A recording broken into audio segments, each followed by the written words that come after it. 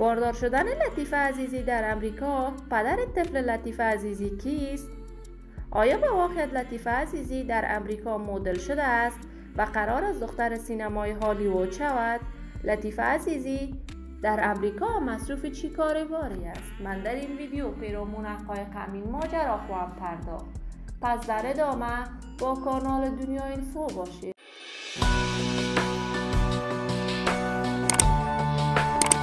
سلام، شما را خوش آمدید میگم به یکی دیگر از ویدیوهای جذاب کانال من.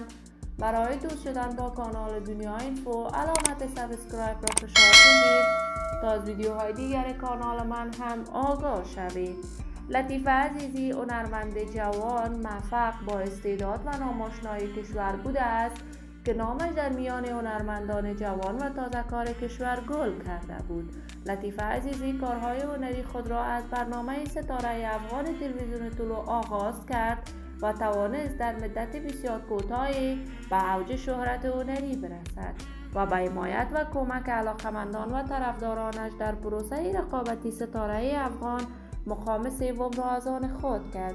لطیفه عزیزی مانند هزاران افغان دیگر بعد از روی کار آمدن قدرت طالبان در افغانستان به کشور امریکا رفته است و در آنجا کاملا از راه هنر موسیقی دوری گزیده است و قرار است لطیفه عزیزی در چندین فیلم امریکایی نقش بازی کند و اکنون مدل موفق افغان امریکایی تبار در امریکا شده است و برای چندین برند لباس امریکایی مدلینگ می کند. این همه در حالی است که تصاویر تازه لطیفه عزیزی در صفحات مجازی نشر شده است که لطیفه عزیزی باردار شده است.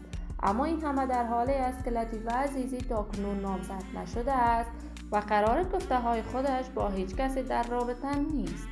اما پدر این طفل کیست؟ شما هم نظریاتتان را در بخش کامنت با من شریک بسازید.